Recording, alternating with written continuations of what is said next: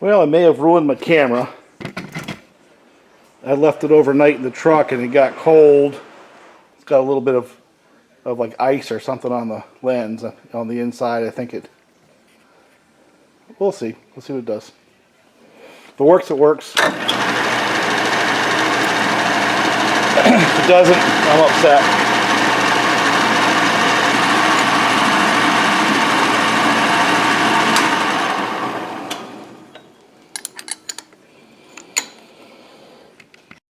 Well, I basically got this drill right here to get right to the diameter I'm looking for, one shot, for that 3/4 inch threaded rod.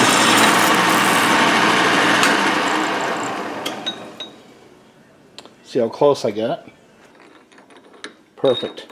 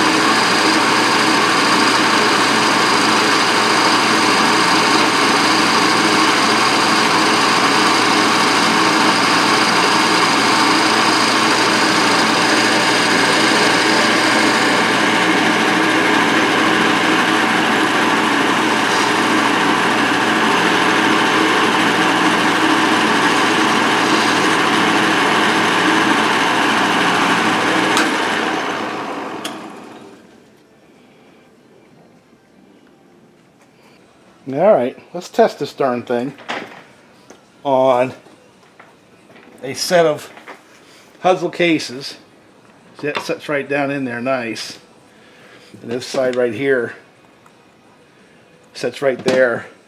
So we're going to try it. I'm going to do it cold with no heat. Now my recommendation is not to do that.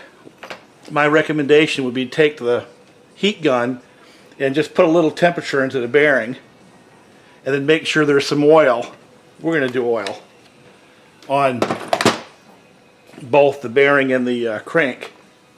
Make sure there's I like to make sure there's oil inside that nylon too. So basically oil that up first. And let's put this thing together and see if it works. So that's the test.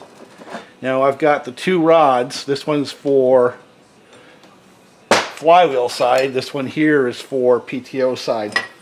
So basically set that 1/4 20 through and just run that up like that. Not really too tight.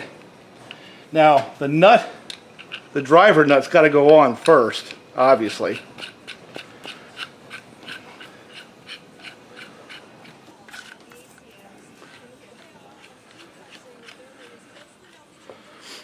Washer. And then the bushing goes on after that. Then you have your case half, crank. You take your crank and set it through like this. And then with the bushing arrangement,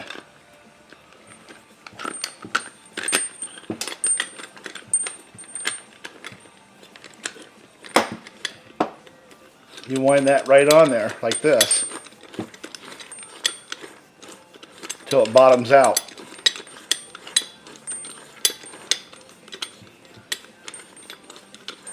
Remember, it's a reverse thread. And start pulling it right through. I'd back it off just a little bit, just so you can get the handle right where it is, like that. And then, because you have that handle,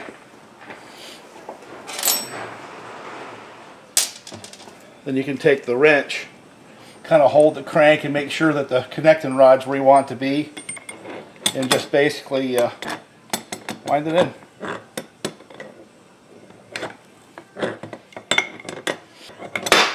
One thing I can tell you is using a handle like that just makes this so much easier. Turn that a little bit. That's the other thing I get with my handle like that, is I can turn the crank as I start getting towards the seal. You know? To help that crank work its way through that seal.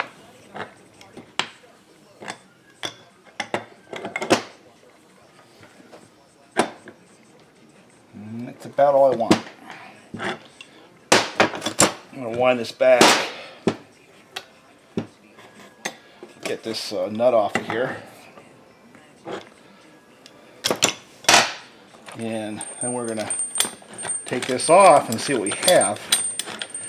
We either have the crank through that seal or we have a mess. Look at that.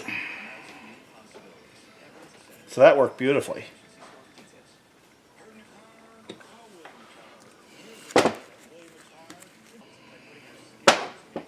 Well, there you go.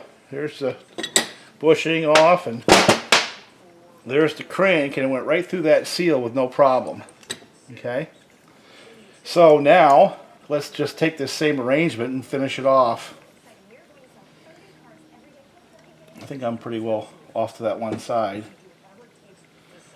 And now, you know, we've gone through the whole thing about gaskets and all that. I'm just going to take this with the gasket on it, like this.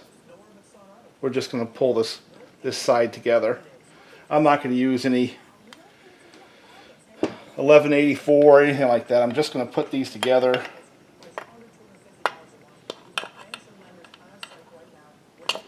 This is as much about demonstration as it is about reality. I have to remove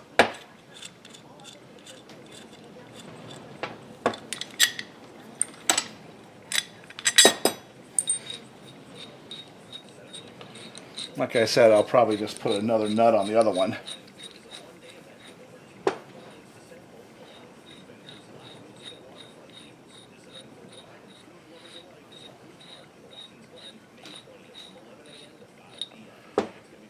Take that one off and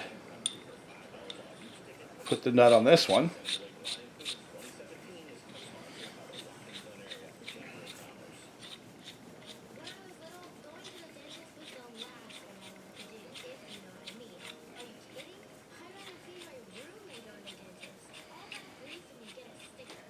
Now, instead of using the big end, I want to use the small end to kind of reach inside there on those 660s.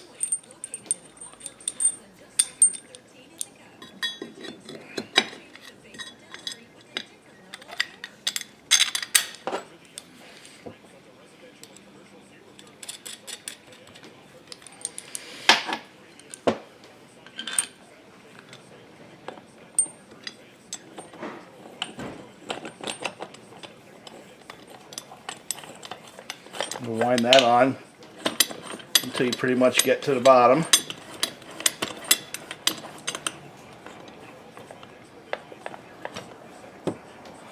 Again, I'd put a little oil in there.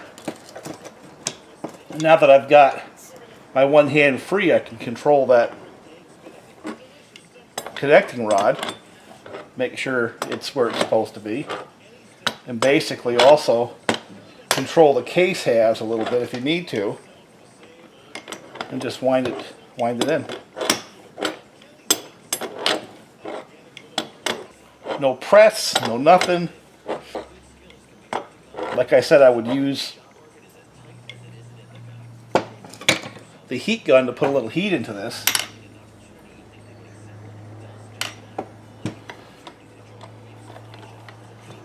Take that right off and see whether or not the seal got there, and I think it did.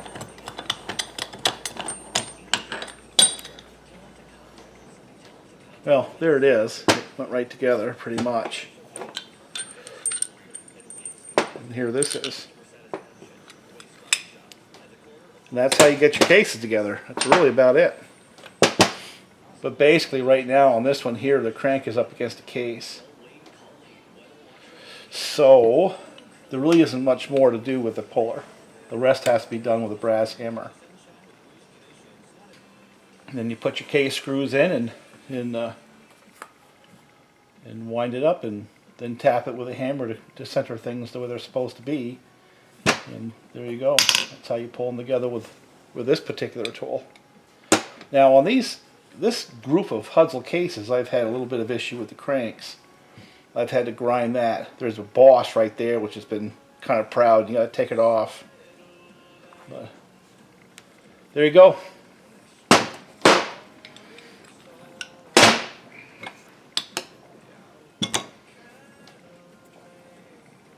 Hard washer, bushing. One of these for PTO side, one for flywheel side.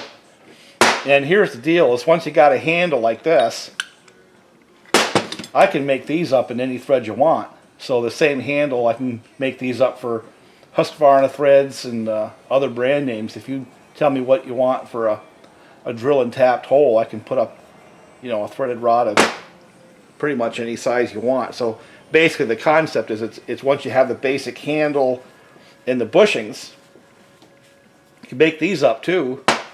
Can just keep adding the different saws you want as time goes along. Or if you have your own lathe, you know what I'm saying? Once you've got this arrangement set up and can cut threaded rods, you can just add saw after saw after saw after saw.